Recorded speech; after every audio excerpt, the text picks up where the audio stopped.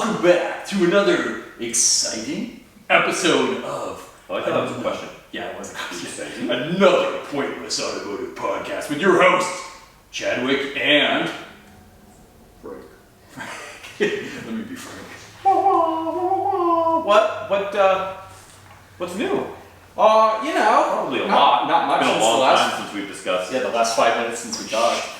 You're ruining it. Oh God, the continuity. You're breaking the fourth wall or something. Something like that. That's what they told me. That's what's going on, man? Same old shit. Yeah. We're spraying.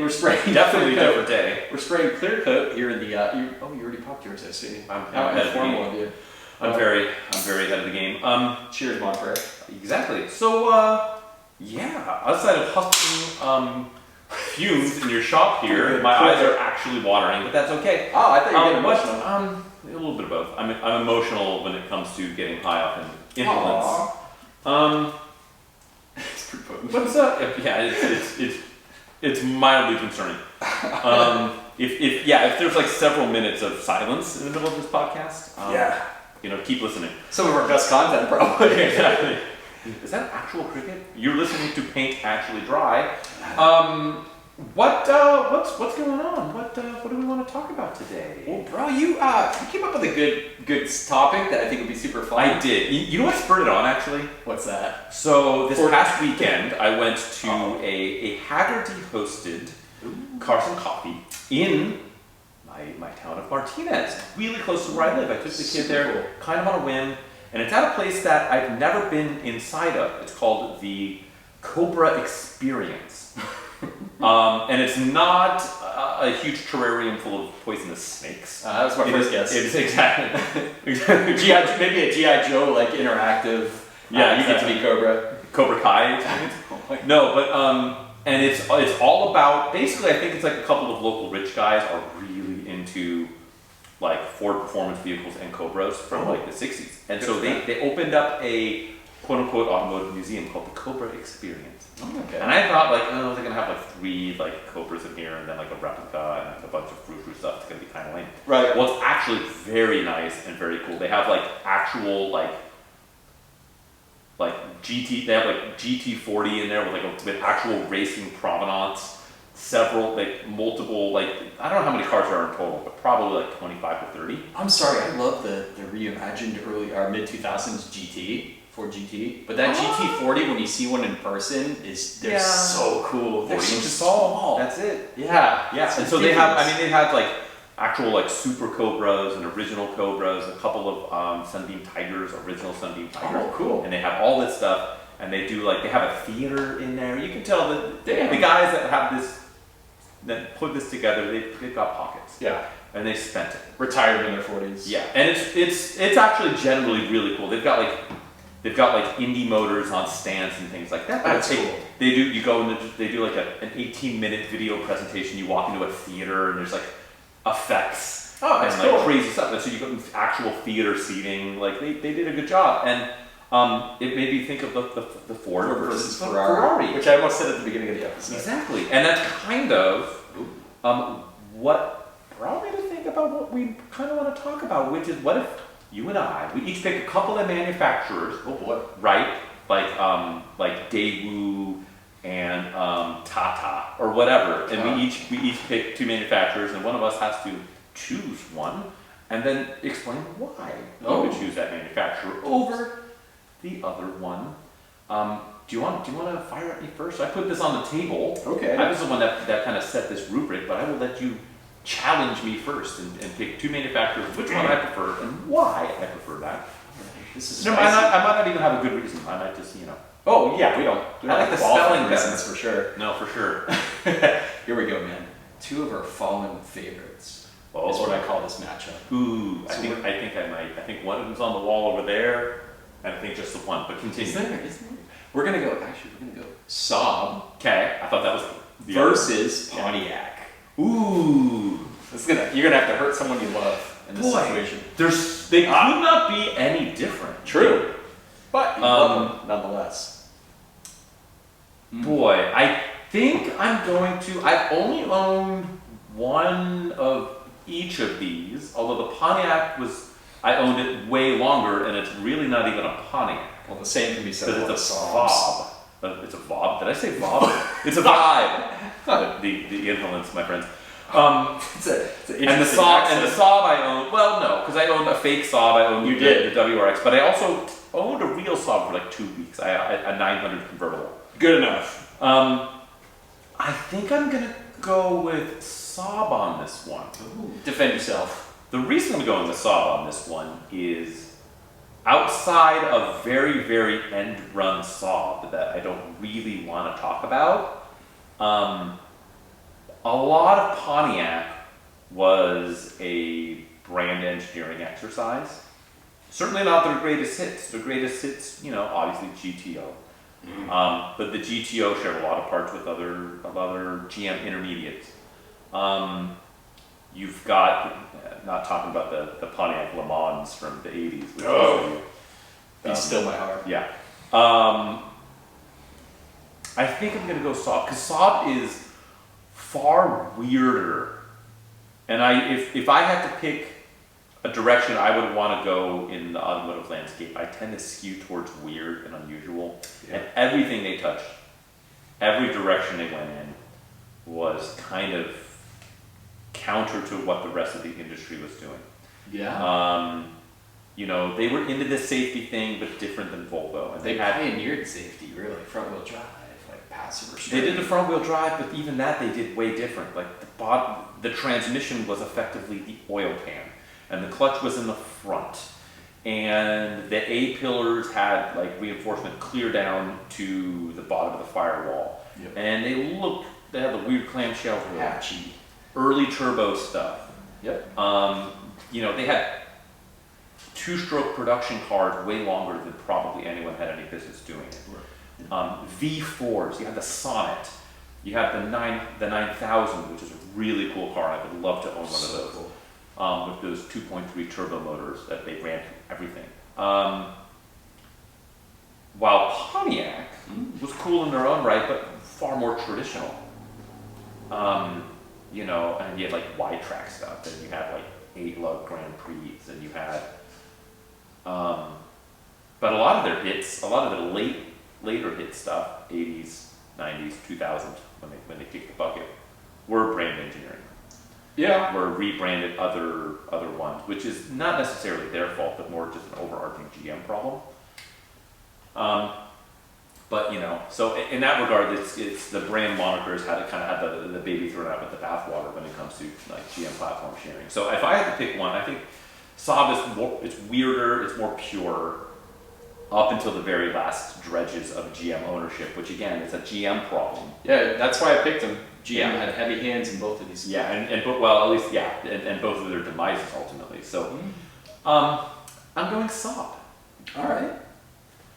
So I'm not going to do Ford versus Ferrari. I'm going to bring. Actually, before we do that, what are your thoughts on that Saab? It's a tough one, and I picked this one because it is such a tough one. Because I do, even though Pontiac was brand engineering at a certain point, I always thought the Firebird was cooler than the Camaro. Yeah. They went out there. They had the Fiero. They had the Aztec. Here's the thing, controversial point on my part. I'm going to say I like the first gen Camaro better than the first gen Firebird, but basically beyond that, the Firebird's better. First gen, the Camaro's better than the Firebird. Yeah. After that, in every iteration, the Firebird is the superior vehicle. Yeah, we should have bought the WS6s when they were $6 or $7 grand. Dude, what a cool car. What a cool car. What a badass car. And I'm not badass car guy, but like it's a badass. It's a badass car. I do like Pontiac. I do like and their Australian stuff like the GTO is pretty fantastic. Yeah. The G8 GXP with only a 6-speed manual. Yeah. God, Solstice. Man. Yeah. So all of those are brand engineering exercises. Exactly. And then here's the thing though. I love Saab. I love the hatchback turbo quirky safe stuff. But I also love GM influenced Saab because there's two different levels, right? There's GM owned a stake of Saab and then they pretty much owned Saab. Yeah. But I did like the Subaru, like you said, which was basically a rebadged Subaru. I do like the Turbo X, which was like their all-wheel drive turbo one. That was super rare in 2008. And I also still like the GM-owned Saabs, like the 9.3s at the time, like the early 2000s. I still think those look great. I think they're timeless. They actually drive pretty well. What about the Vigans? I think Vigans are fucking awesome. Yeah. I'm gonna be honest. Like that's something about that car having 230 horsepower through the front wheels with the turbo, and having the big emblazoned on the seats and the those big like chunky 3-spoke wheels. Yeah, man. Yeah. So I'm gonna give Saab the nod on this, but it's close. Both of these makers I love. Yeah. You know, they did some crazy stuff, did some cool design stuff, and GM. Yeah, their demise, but also like while they're under GM, both did some pretty cool stuff. Wheel driving exciting. They did. Pontiac did. They did. Yeah, I'm with you. I'll give Saab the nod on that one. How's about? So we started off talking Ford and Ferrari. Ford versus Ferrari. What about the in-house rivals? Do you consider yourself? And I'm going to say this very loosely because neither of us, to my knowledge, have owned any of these. Ooh. Would you go Ferrari or are you more Lambo guy? Ooh. Ferrari bro or I guess I wrote bros. Yeah, bros. Dude, I'm team Lambo Ferrari. bro. I'm team Ferrari, bro. Yeah. Yeah. Because to me, I do like the early, obviously the Countach Diablos are very cool, iconic cars. Ferrari. God, the Diablo was cool. I know, but the GTO Ferraris were gorgeous. The later ones, like, who doesn't want to testarize a gorgeous looking car? But like the newer Ferrari, like I love Ferrari, which is just this outrageous hybrid performance monster. Yeah, and it just looks out of this world. Something about Ferrari. I need it in Ferrari red with the camel leather interior. It's just something timeless about that. I just like them. Lamborghini, especially when I got absorbed by Volkswagen thoroughly. Yeah, I think changed a lot. They got a lot more like safer all-wheel drive. You don't want an Urus? No. Or what was the Ferrari? The new one, the old one, the something Gonda. What was the Ferrari SUV? You're thinking of the La Forza, yes. Which isn't actually a Ferrari. What was a tractor? Which Ferrari SUV? Well, sure. Well, Lamborghini made tractors. Porsche made tractors. That's right. They all made tractors. No, but something about Ferrari, man. They had the best gated shifters back in the day. There's something about a Ferrari with a gated shifter. Very just more pure Italian exotic design. And I like the 430. I think a 430 Scuderia or Scuderia or however Italian. Scuderia. Scuderia. Yeah. I like a 430 Scuderia. Yeah. Better say it. Scuderia. I'm not saying you're wrong. I would say, are. I'm about to say I'm wrong. No, because I think if you were gun to my head, I think I would pick Ferrari. It's a Ferrari. It's a Ferrari. But I think there are certain Lamborghinis that I think are really cool. Yes. Like an Espada is a weird, cool car. Yeah. A Diablo was kind of really the poster child. F1, yeah, but like just the Diablo was such a poster child. And the Miura is gorgeous. Miura is, you can argue, so much smaller. You can argue, I mean, in real life. I think if you had to round up 100 random car dudes, and say choose the most beautiful car of all time, I'm willing to bet the Miura wins that. Yeah, if it's not parked next to a Jaguar E-Type, maybe. Jaguar E-Type would be in the running. Those two next to each other would be pretty gorgeous, right? Oof. What a garage. Yeah, stick a Toyota 2000 GT in there. But I think some of it, I think if it was purely cars to cars, I would almost say Lamborghini.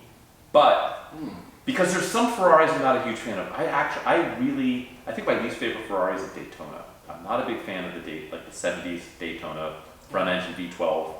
I mean, on paper it's good. I don't think they look particularly well. I like the FF. I think an FF is really cool. I don't think it looks all that great. Oh, I like how they look. But a guy there are, and here's the thing. I'm not come at me in the comments or whatever.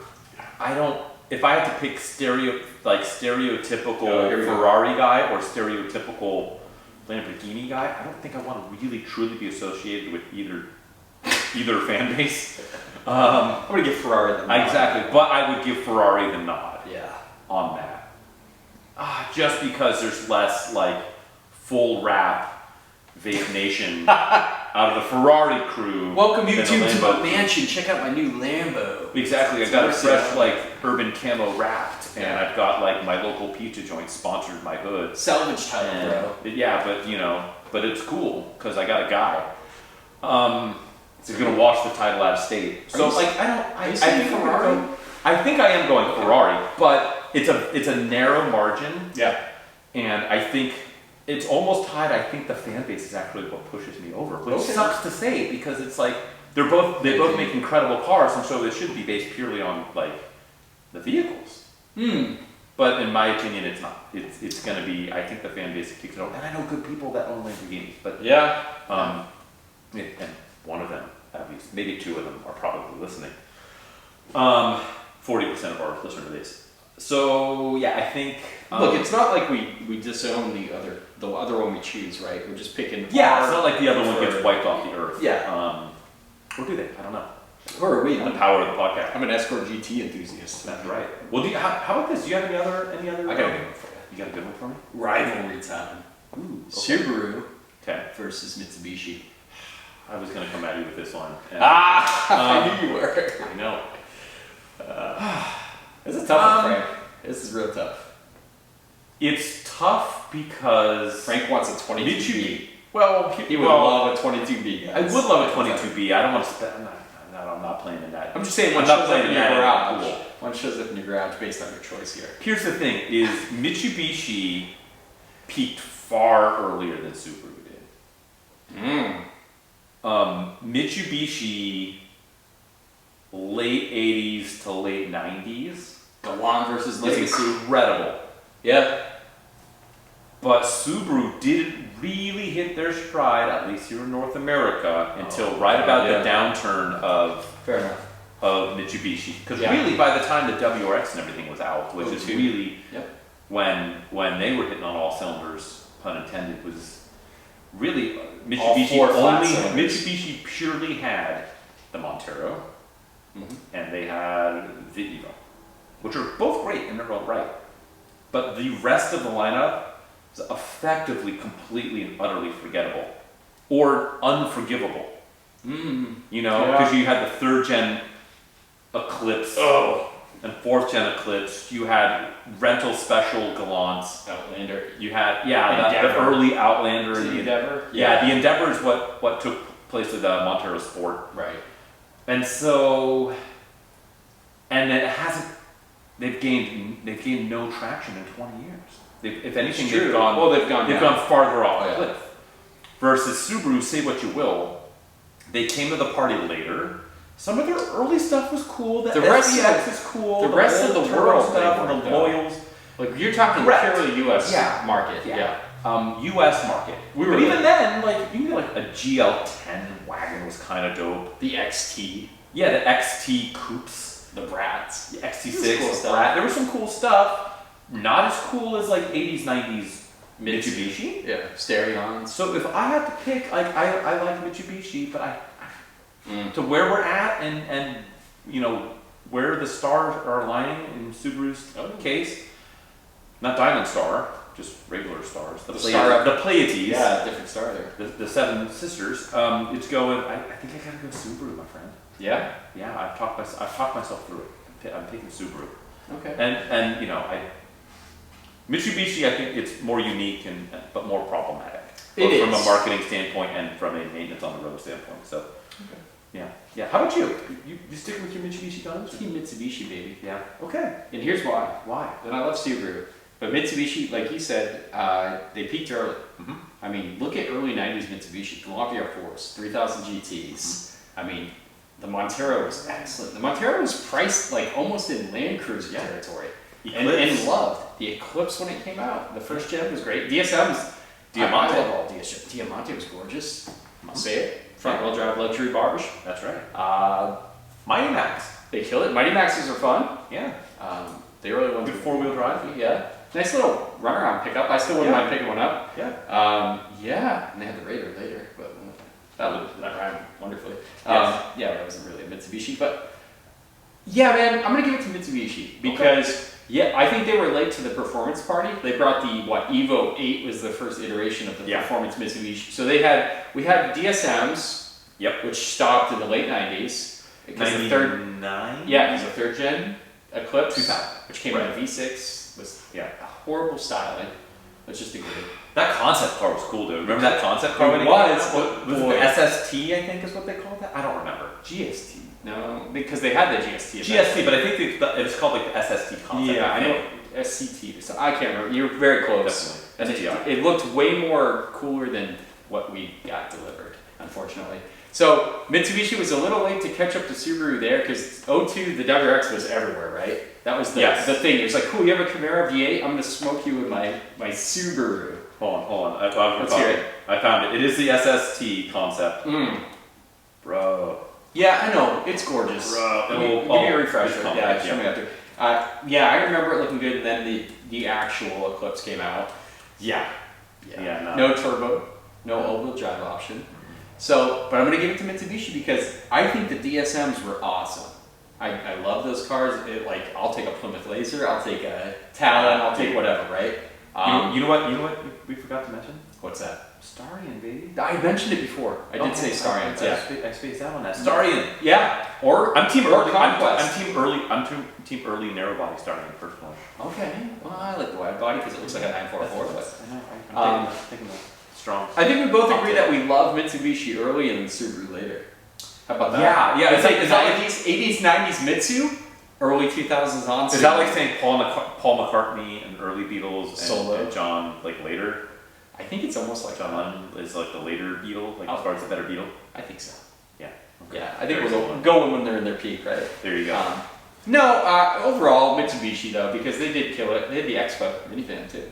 That's right, the Expo. I got a side rant I need to talk to you about. A Mercury Villager I saw at a BMX park this weekend. Ooh, was it the Nautica edition? No, even better. It was like this, what was it called? It was, that would be a weird edition. Yeah, fart edition. Every car I've ever owned. I forget, I'll talk to you about it later though. It was like a gold, it was silver and white with gold. Everything was gold. The rims, the badges. Yeah. It was gorgeous. And it didn't have a dent on it. It didn't have a door ding. Yeah. So, interesting. My mistake for not approaching the owner. Okay, back to it. Mitsubishi. Yeah, I love, and they came later, they took a little hiatus with some crap. Yeah. And the Evo came back, and the Evo was hot for a long time. Yeah. And then the Evo 10 was still really good. They were still late in the game, putting out a car. Evo 10 was good. That was a good car. It was better than the STI at the time, performance-wise. Yeah. And tech, and it had a really cool refresh. Literally, it was like a budget GTR when you stacked them against each other. But I'm going to go with Team Mitsubishi. I think they were more daring. I think they had cooler stuff in the 80s and 90s. So I'm going to give them the nod. Got it. But like I said, Team 80s, 90s Mitsubishi, and I'll put on a Subaru hat and vape a little bit in the 2000s. You should. Yeah. You should definitely, have a raged out pit bull in the back seat. Yeah. You got another one? I do have another one. Okay. So back to the other half of Ford versus Ferrari. Okay, the Ferrari versus, but what about the Ford versus Chevrolet? The classic American throwdown. Whether you want to splice that between Mustang and Camaro, or Silverado and F-150, or Celebrity versus Tempo. I don't know. Bold choices. Exactly. You can draw your line of demarcation in the sand however you choose, my friend. Oh yeah. Chevrolet versus Ford. I think I have an inkling of what direction you're going to go to. Do you? I think you're going to take a round oval, but I don't know because there's some highlights in both. I don't know. I'm definitely going to take a round oval. I've owned some of the icons of cheap Ford products, so I'm going to go in that direction because I absolutely love the Escort. I know we didn't get the European stuff. They got the Cosworth built engines. They've got the Rally Escorts, which were I really wish we had those, man. Early Escort GTs. But I still love our Escort early GTs. Fiestas. Because our Escort GTs were just front-wheel drive hatchback Miatas, which was completely Mazda built. Yeah, Mazda ownership. I've owned an Escort GT. I've owned a Ford Taurus SHO, which I think was what a super undervalued vehicle still. Absolutely. Yeah. That thing is incredibly quick. 220 horsepower, 7,000 RPM out of a front-wheel drive. If that thing was mildly restyled and had a different name, they called it the Super Snake or something like that. Yeah. That would have they'd be worth double what they are today because they're saddled with the Taurus name. But how aren't the first gens worth a fortune right now? Because it's a Taurus. Everyone just thinks about it. Saved Ford. That car legitimately saved Ford as a company. Yeah, and Isetta saved BMW, but people aren't clamoring for Izettas. But that didn't compare like performance-wise. Although 2002s are worth a pretty penny right now. Yeah. TII or something like that, really clean. It's a 50. Oh, now they $60,000. incredibly valuable. No, the show's engine was absolutely perfect, and the car looks still good. Screamer. Very nice interior, very comfortable, very large. If you're okay with exposed like screw heads and stuff like that, it's great. Welcome to 80s Ford, baby. Yeah. Chevy wasn't any better than GM, but the show is an unrecognized value. I would love to stow a couple of those away.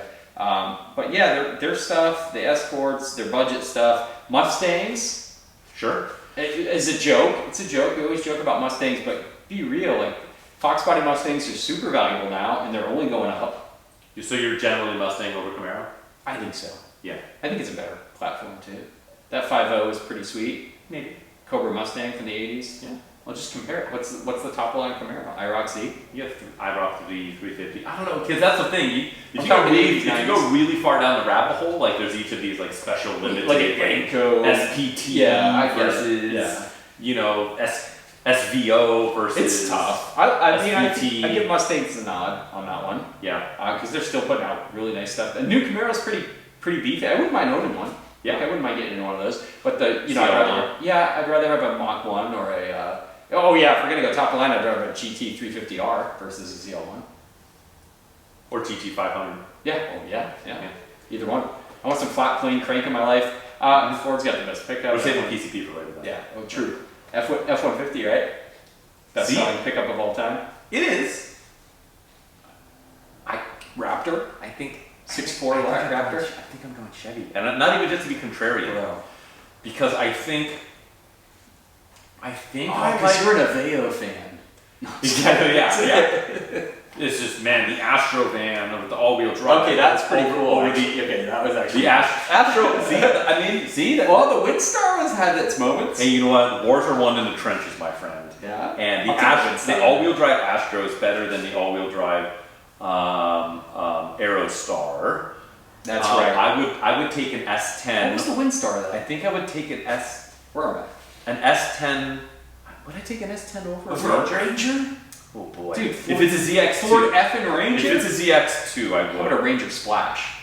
Ooh, with the graphics. You know what? Part of it is the fact that Ford likes to call their step sides flare sides and their fleet sides style sides still drives me insane. That alone might lead me to Chevrolet. I will definitely give the nod to Ford on the Econobox side. Yeah. Oh yeah. Just because the Cavalier at all was so bad as compared to the Escort. God, I love C24s. But you got to, I think Ford's saving grace for their Econobox was their partnership and with Mazda. Yeah, that's 100%. Because if they just, I don't know, they're so bad. Like those Cavaliers are so horrendously bad. There's almost none on the road. For good reason. Well, yeah. But, I think if I had to go fully decked IROC versus, and I'm thinking back to when I actually paid much more attention to Camaro versus Mustang, I kind of waffle back and forth because I think something like a Terminator Cobra is so good and so cool. But then so fast for its time. Yeah, but then just a few years before that came out, the SS Camaro, the LS1 and a 6-speed and the hood scoop. Sure. Was the better car. And no then fire. You had, yeah, I mean that's WS6. I mean that thing is just big schnoz on the end. But that's a different moniker. We're not going there. Yep. They both have atrocious minivans. You know where I think the edge goes, honestly? I never really had any attraction to the 80s, 90s, early 2000s Ford trucks and SUVs. The original Ford Lightning? The original OG Ford Lightning? Yeah. I mean, I guess over the Silverado SS, the 454 SS. Oh, I take a Lightning. But I don't really like either of them. Every iteration of the GMT 400 truck, I think, is superior to the F1, the F series. You know, because even in the late 90s, you got to the roundy ones, and then the GMT 800s, I think, were better than the F series. You had the 5.4 Tritons that were firing spark plugs out of the cylinder heads. What was and the styling wasn't as good, and I think the interior build quality was nicer, personally, on the Silverado line. Silverado versus Raptor, though. Come on, there's nothing even close. Yeah, I mean, that's fair. The 6.4s. Yeah. Yeah, those well, the new ones are exceptionally quick. Yeah, and you know, there was like the Silverado SS, but that's a street truck. You know, that wasn't there, and that was a fun truck, but out of its league against a Raptor. Yeah, but if I had to buy a truck, I think it was like a Chevy truck almost every time. No, Raptor. Raptor's kind of its own deal. Raptor's kind of its own thing. Yeah, but if I got a truck to do truck things, F-150s are pretty good too. Yeah. Torque. And let alone suburban versus Ford Extinction. You know, the Exploder. Yeah. Or you know, the Ford Explorer, the early Ford Explorer has its moments. Two-door sport with a manual. Yeah, those are cool. I had a friend who had one of those until it got totaled. May rest in peace. But you know, like a Yukon over you know, an Expedition, or not an Expedition. Yeah, an Expedition. You know, we didn't even touch on what Ford coming back with Fiesta STs, Focus ST, Focus RS. Ford Aspire. What did Chevy do during that period? Let's see. You had the. Let's hear it. Well, no, you had the Cobalt SS. No, that was a little before. A little before. So you're saying they blazed the trail for they set the stage for because Fiesta ST and Ford had the Focus SVT and the Contour SVT. Mm-hmm. So what did they actually have? They didn't have Bolt EV. I don't know. Think about that. The Fiesta and Focus STs are both freaking awesome cars. You know what they actually never had at any point? Ford. Yeah. Outside of a Ford GT, which doesn't really count. I mean, it's worth noting. You can't just say we're not counting the Ford. He's gonna go mid-engine. I'm not gonna go mid-engine, but I'm gonna go a tried and true two-door sports car for the masses. Since 1956, 1955. Listen to Mustang. Corvette. The Chevy Corvette has always existed, effectively. Okay. And outside of a couple of splash-in-the-pan offerings, and the Corvette is beyond an institution. I would say it's more of an institution than the Mustang. And the Mustang was... And the Mustang was an absolute game changer. You know, VI Coke special. So... oh boy, Team GM over here. And I think GM does some atrociously bad things. You want a Chevy Trax? Is that what you're trying to tell me? I do. I really want a Buick Enclave. But, I mean, we can probably go back and forth on this forever. I mean, it's a tale as old as time. It's a good rivalry, though, yeah. I think that's kind of, I mean, we'll have to revisit this. Yes, we can revisit. We can do this back and forth. I wanted to do, like, BMW versus Mercedes, and maybe Honda versus Toyota. You want to stretch it out, baby? We can run this whole episode on these matchups if you want. Do you want to do that? I mean, we can. I kind of like call an audible. Let's do it. Okay, well, come at me, bro. All right. So, yeah, I was thinking the same thing. I was thinking Germans, the Germans, and I think Volkswagen's too easy. So I'm gonna go Audi. Okay. And BMW. Man, I wish I can say Audi. Why can't you wish, man? This is an open space for wishing. Because it's almost a no-brainer for BMW, in my opinion. Is it? There are some very interesting offerings from Audi, but they were such an also-ran, again, here in North America. Yeah. Well, we're talking global. I know, but like I don't have quite the level of exposure for a lot of that, and so it's kind of hard to go off of offerings that I've never had an exposure to. That's fair.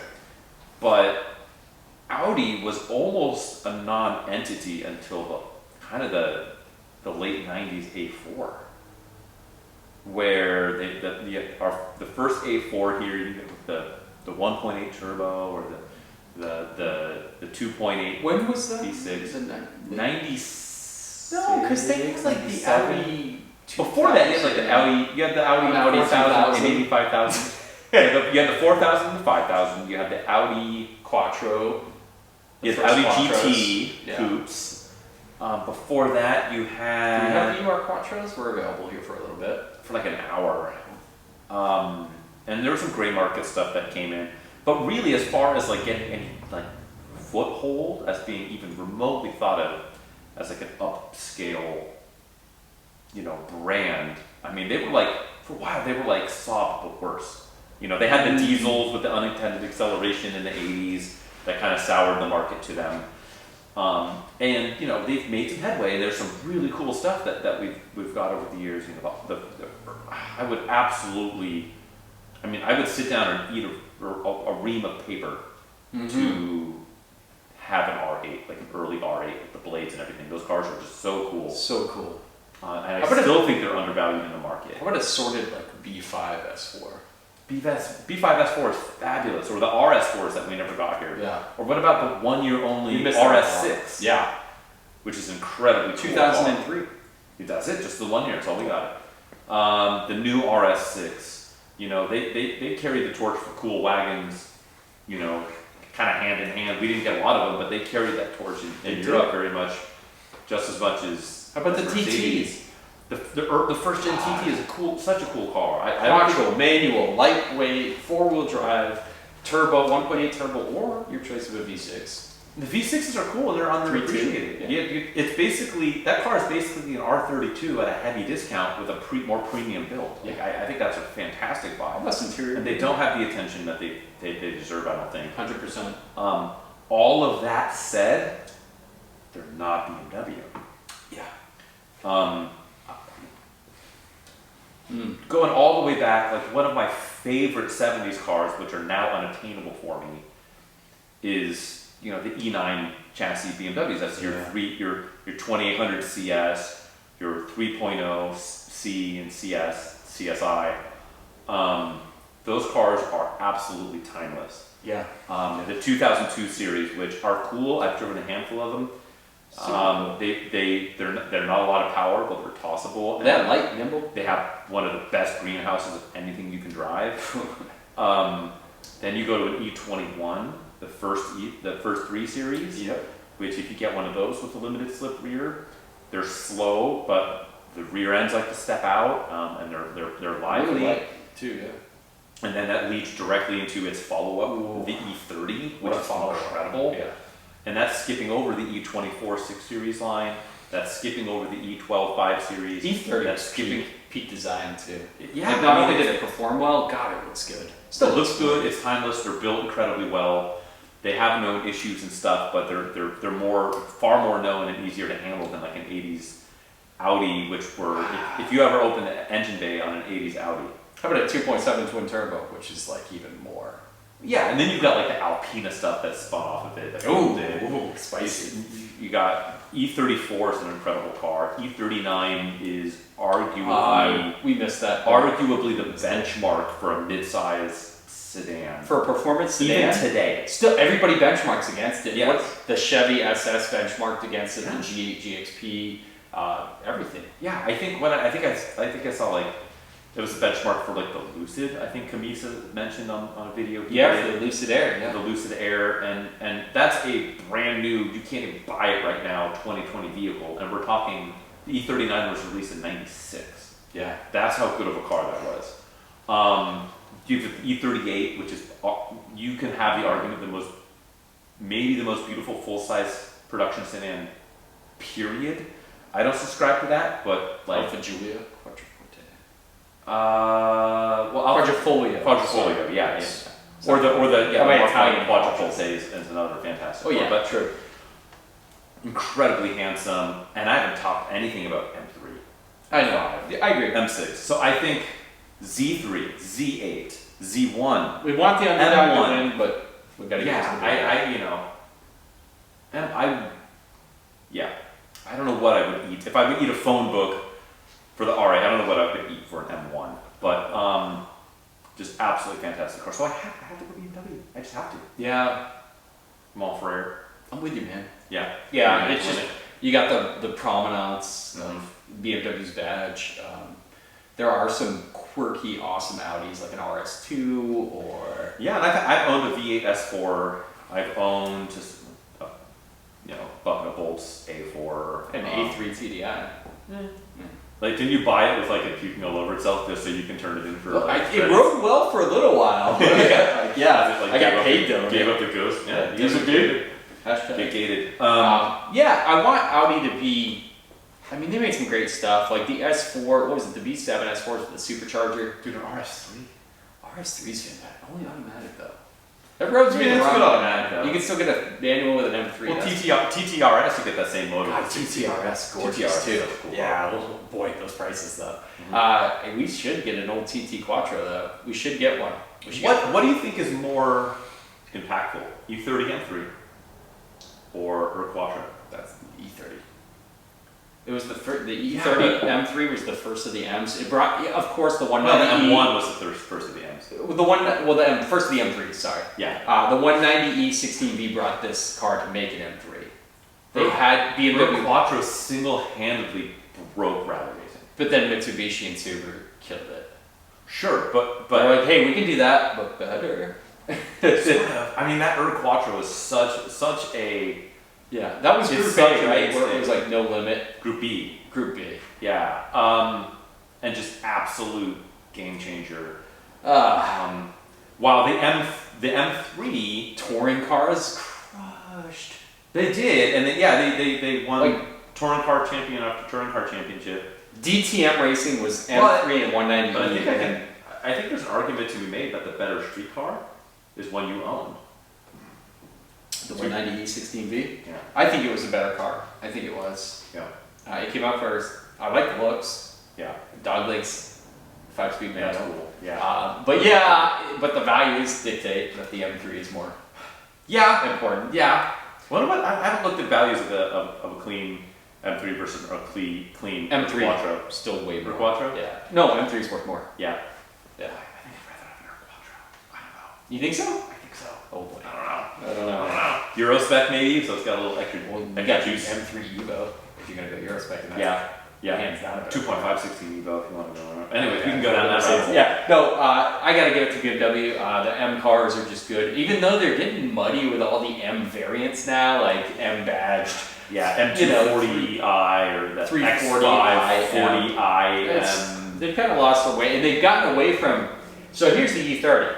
Which I just did a completely crap ton of maintenance. I'm pretty sure the grill on this is bigger than the new grill on the M4s. That's not right. But you can't even check the oil with a dipstick on a modern BMW. Well, it's not even modern. That's what I'm saying. Well, for me. Yeah, modern. Modern is like anything outside the 90s. Yeah, it's tough because I have a love-hate relationship with BMW. There's so much of their stuff that's beyond timeless and absolutely dreadful maintenance-wise at the same time. Some of that stuff. Yeah, and it's just like they balance out. Like I would love an E40. We talked about it. I would love an E46 M3. I loved one, but you gotta what better to have loved than lost. Yeah, get rid of it while the getting rid is good. I know before it starts Vanus issues and subframe issues. I don't like my oil anymore. And broad bearing issues and issues, and a lot of that's overblown with as is with everything. Stuff. Yeah, every vehicle. And 996 IMS variants and whatnot. Anyways, bore scoring. Exactly. Bore scored and 7 years ago. I got bore score in every engine I've ever looked in. Boy, what's another good one? How about this? Lexus. Or Acura. Because I think it's an easy answer with the exception of one very special car. Well, really two very special cars, right? One's more attainable than another. They're both getting pretty unattainable though. You know what? Lexus, my friend. I'm gonna go with it. Because Lexus, I know technically Acura was first to the table for taking a Japanese make and making a luxury variant. They were. Infiniti wasn't first. Whoa, was it? Was Acura? I think Acura was launched first. Yeah, Acura was the first. Okay, sorry, they beat Lexus. Yes, they beat Lexus to the table. Yeah, 86, right? Yeah, the Legend. Yeah. which was cool. And the Integra. But the Legend was like their flagship, like really nice vehicle.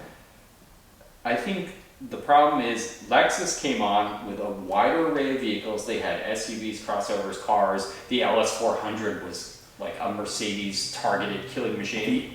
Yeah, I think the LS400 still looks good. Still, I would say it's probably, I would argue that it's probably the most impactful luxury car of the 90s. Absolutely. Wow. Absolutely. But here's a just take a poll. How many LS400s do you see for sale versus how many Acura Legends are cruising Or around? even W140. I mean, it's tough. Like with some of the German stuff because they didn't sell in the volume. Yeah, we're just talking about the Japanese trying to muscle in on their territory. Yeah, and Lexus Q45. Lexus was bringing Toyota reliability to the table. They were bringing, and like their luxury touches were nicer. Like the interior of an LS400 is nicer than the Acura build quality, the right? MVH, and their SUV, they killed it with SUVs. Like Acura, like we talked about, used the Isuzu to bring an SLX to the market, right? Because they needed a crossover. Meanwhile, the Lexus with their big butt RXs, and then the LX. Let's not even mention how awesome the LXs were, which were rebadged Land Cruisers. Yeah, I mean, which is one of the best vehicles ever made. Sure. Yeah. No, it's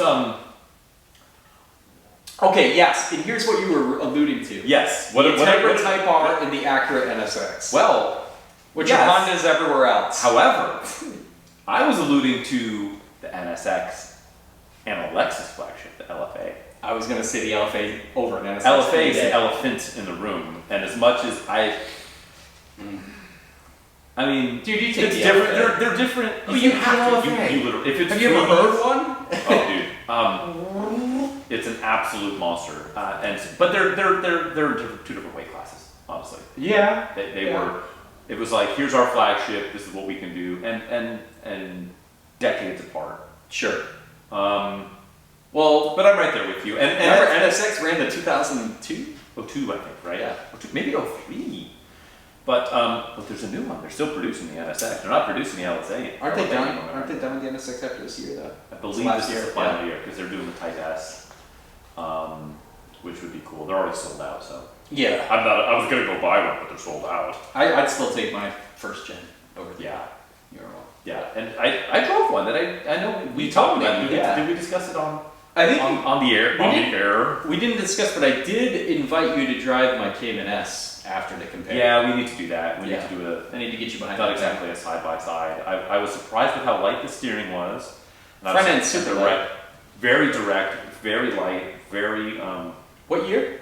94 with so you didn't have 42,000 miles. Okay, so you had a hard top with no power steering. Correct. That's on my list. Steering was great. It was a little twitchier than I was anticipating, but the tires were 20 years old. That's sketchy. Yeah, no, I was not pushing this thing. This was I saw very much within the speed limit. Well, I've got some old super sports on my Cayman, so there you go. It still steps up. But I'm right there with you. I would go Lexus, and I am a bit of a Toyota fanboy. But they make a nice vehicle, and they last. Like the quality, the build quality, and it's easy to sit here and be like LFA or NSX or whatever. But I think, as I said before, the war's won in the trenches, and I think the day-to-day cars, the Integra was probably the better bare bones entry-level car because it was cheaper than anything from Lexus. Because Lexus, for the longest time, you just had the ES300s, but it's a much. Those are. Well, it's a very good car. It's a very different car. Yeah. No sport. Well, they zero had the sport. SCs. Lexus had the SC to compare. Right. Which is a much heavier. It's a different. That's more like the Legend coupe. Rear-wheel drive. Yeah, it's a better Legend coupe. I like a Legend coupe 60, but it's different. I'll take an SC300 with a manual. Good to 97, I think. Was the last year you can get an SC? Yeah. And the SC400s were all autos. They were all autos. Yeah. They were cool. End of the run, I think you got 290 horsepower. I still like the SC430. SC430. You know what? It's funny. Watch my review, man. I actually kind of loved it a little bit. We need to do an episode of this where we discuss cars that are kind of unloved and what can you conceivably do in the aftermarket. Clarkson named it the worst car ever created. It is, which I think buried that car, which is silly that like one rotund British man can single-handedly take out a whole model, but it's not a perfect car. There's some stuff that could have been better. Those pie plate wheels were kind of goofy. Oh, come on. Or the back seat touching the back of the driver. Yeah, the unusable back seat. But it was an early hardtop. It's bulletproof, reliable, good appointments. They had some good colors, especially you get that Merlot red. The Merlot red, and you've got the metallic brown. The interiors with were absolutely the best part, though. Yeah, no, they were nice. Like the review I did was on one with that what was it? Bird's Eye Maple? No, Japanese something. Yeah. The really light Bonsai. maple. It was good. Yeah. Something. Bonsai wood grain. Something. I don't know. Yeah. It was gorgeous though. Bukake edition, but the banana yellow. Exactly, bananagrams. So no, those are cool. So I think I gotta give Lexus the nod, and they were especially earlier on. They were later to market, but they really kind of reset the market in a way that I don't think. Still run the market. They dominate. Run this bitch. They're awesome. It's like you literally, and they did well in establishing themselves, because when you mention Lexus to people, like, oh, I can't afford that. Right, and exactly. Which is versus an insane. Acura, they're like, oh, it's like an ILX. I don't or RDX anymore. or something. I don't even know. Yeah. But Lexus really established themselves. What an image, brand image, and what an awesome vehicle. Sure. Faux show. Well, I think I need to cook up a hot quiz to throw you, my friend. Yeah, toss some on me, baby. Well, let's see. I've got a couple of different options here. I keep a hopper. I keep a running list of cars that I can potentially put your way. Let's hear it. And so I've got. Let's see. Some of these are more difficult than others. Shoot. I really want to do this one, but it sucks because I don't think you're gonna get it. And I don't want to set you up for failure. I'm caring. Okay, I'll do this one. Boy, it's challenging, but I don't think it's completely impossible. No. Are you ready for the quiz for the uninitiated? The way this works is I will read a piece of print ad copy from a magazine. Those were things that you used to read. Yep. I will take out and censor the name and make and model and other identifying items that would make it so you can guess this easily. But you will have 3 chances to guess based upon the type copy from this ad from the 80s, the 90s, or the early 2000s. Are you ready, Chadwick, for this challenge? Frank, I'm ready. Okay. At the top, so it says it's really interesting. You have to see this one. So it has the vehicle in the bottom right-hand corner. It's another 2-pager. Oh, we're a fan of the 2-page ads here. Yeah. And it's a 2-pager. It's got its headlights on. There's like the sunset distance, and then it has different parts of the car, like floating around it. Like little in the ether. call-outs. There's a steering wheel. Then there's a seat. Then there's some shocks. Okay. And then there's a turbocharger. Oh. And then there's an electronic ECU sitting there. And it says, "Are we the only ones who think a performance car should be made this way?" I don't know. Not everyone shares our point of view on what makes a performance car a performance car. Some offer merely the momentary elation of acceleration. Others offer little more than the status of owning them.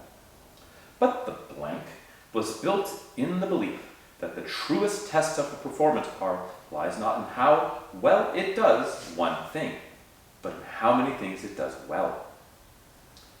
By keeping consistent command over an orchestra of vital engine functions, this curious little box, this is next to the ECU, can maximize combustion and give you better performance. Oh. Blank's turbo pulls 60% horse. Sorry. Okay, that is actually what this says.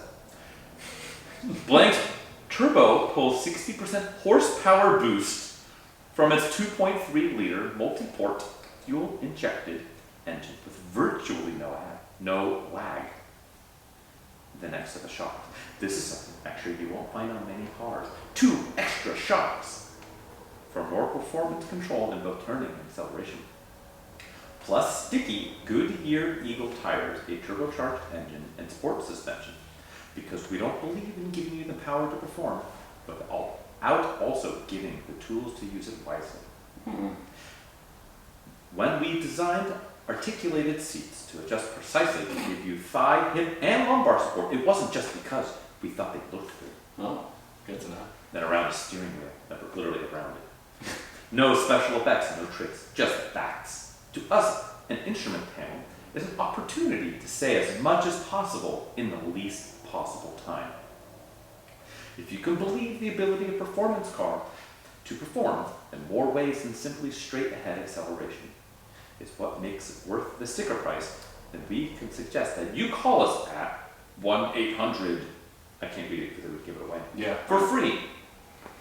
A free blank catalog. We may have made a performance the way you would want, but hoping somebody would.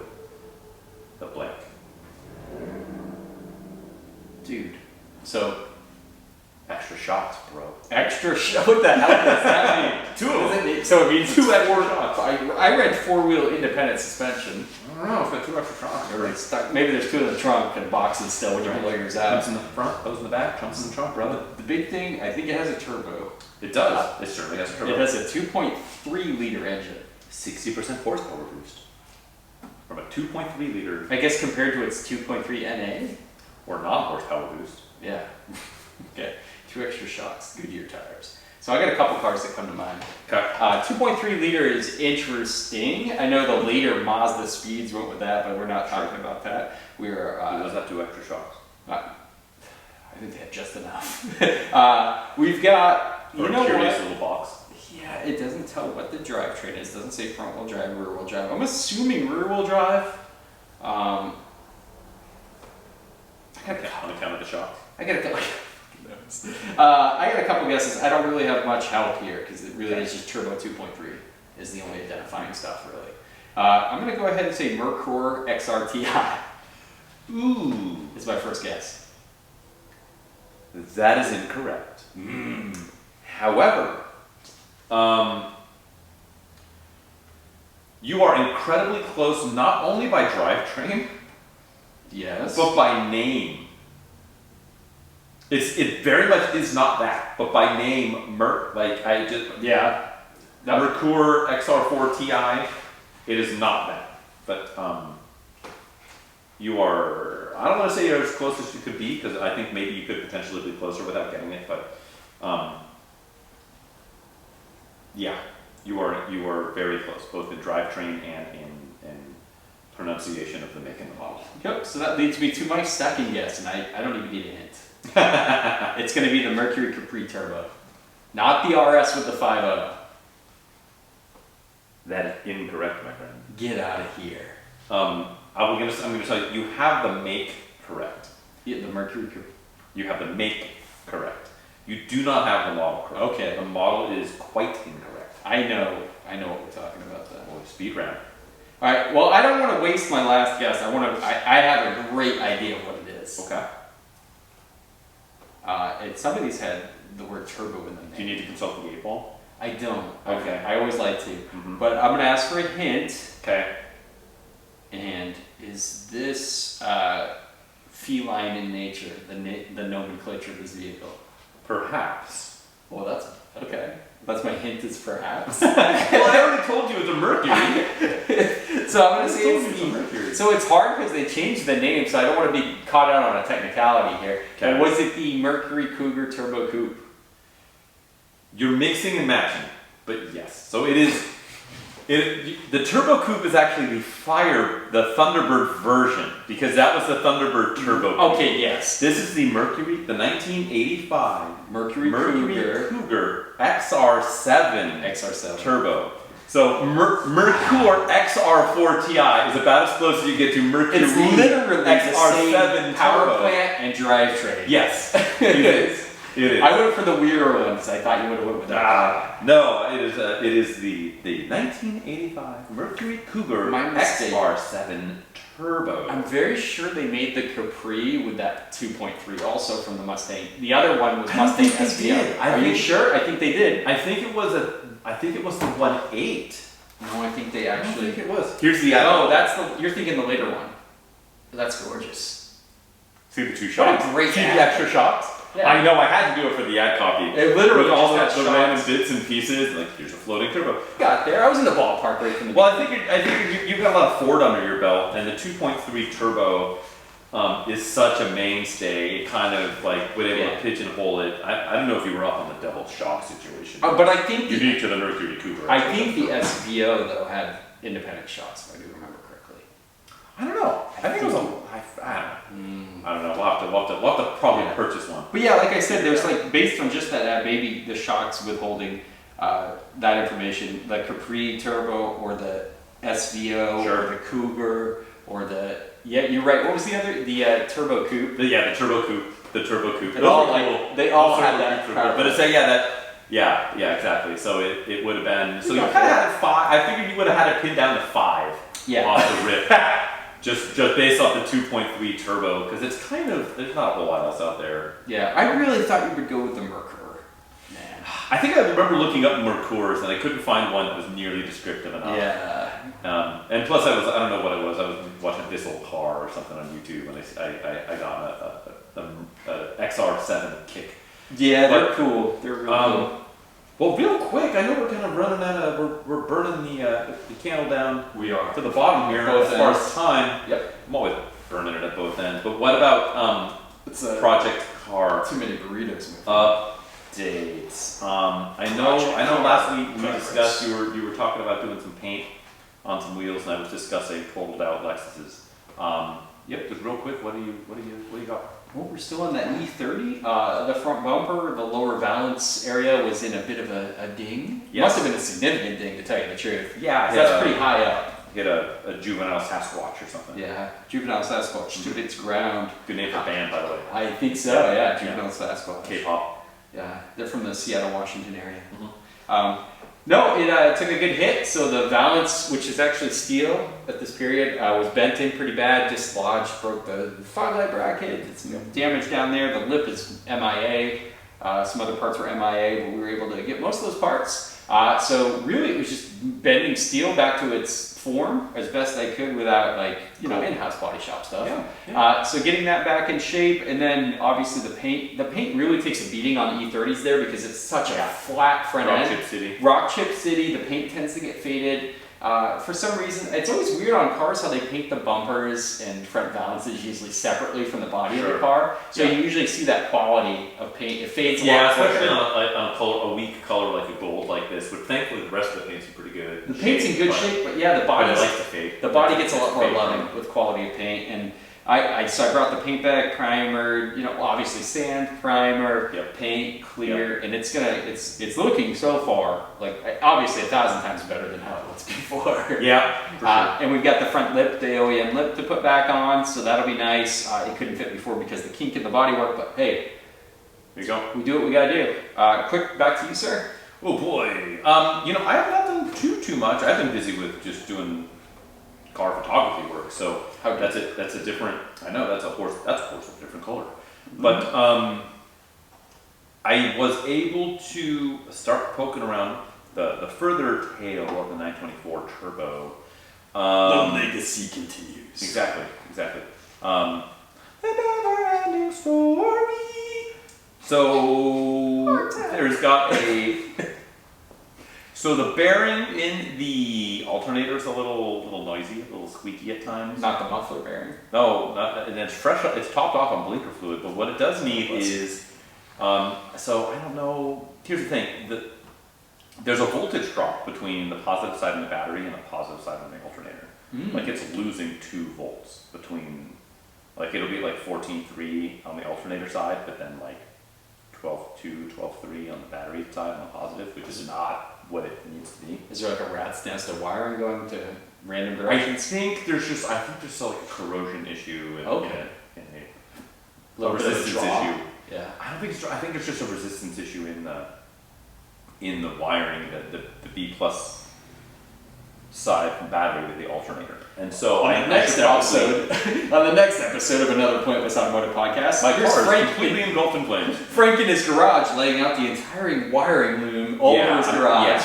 So I had a choice to make. It's either I try and cut the loom open and reroute that particular, because nobody makes a replacement like stuff. Absolutely not. Yeah. And so, or I go like ghetto hack, and I just like do a jumper wire between the battery and then just like zip tie to the side of the harness along the route. Or I can cut the harness open and cut it, splice it in, and shrink wrap it back in. I don't know. I haven't decided how much So many choices. I want to get into it. But if I'm going to do that, then I might have to do the alternator. And this is all to say on a car that I'm just like, I should probably get out from under. You're just adding more projects. I know. And I just... It's tough.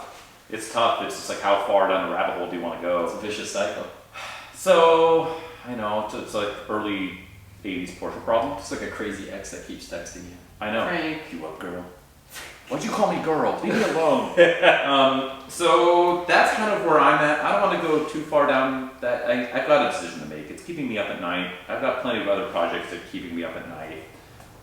What's that like? Yeah, right. So that's it. Not a ton of progress, but I've got more stuff I need to chew on and work on mentally. Yeah. Which is knowing it's half the battle. So can't love your cars until you love your cars. Until you love yourself inside your cars. But I don't know, maybe I'll add 2 extra shocks. I haven't decided yet. Go full extra experience. But yeah, that's where I'm at with that. Very I cool. know we've at least a couple of times talked about maybe doing more road trip recordings. Yes. So I think maybe this is going to be. I think we're roughly 20 episodes in, which is fun. Big 2. Maybe 21. We can finally be eligible to drink a beer, and then we can maybe record elsewhere. I don't know. We'll see. We'll see. You'll have to tune in next week to find out. Yes. So yeah, thanks for hanging out. Yeah, thanks a lot, guys, for checking us out. Yeah, follow along on all of the things. We are collectively at Another Pointless Automotive Podcast on all of the places you find your podcast. Also at APA Podcast on Instagram. There's a couple of things there to watch out for. Please participate. Chadwick, where are you? Auto Obsessive Garage on YouTube. You can watch me bringing these fine projects back to life. The finest. Have you seen that, Tracer? Yeah, that should probably be left on the side of the road or in a river somewhere. But yeah, bringing those back and doing some reviews every once in a while. And Instagram too. I'll post random stuff every once in a while. Yep. But where can we find you, Frank? Ooh, I'm taking pictures of cars and playing with them in general on the Photographer's Garage on YouTube and the Instagram. Follow there, tag along. Thanks for checking us out here. Yes. We'll see you guys next time. Take care, guys. Bye. Laters. Toodles.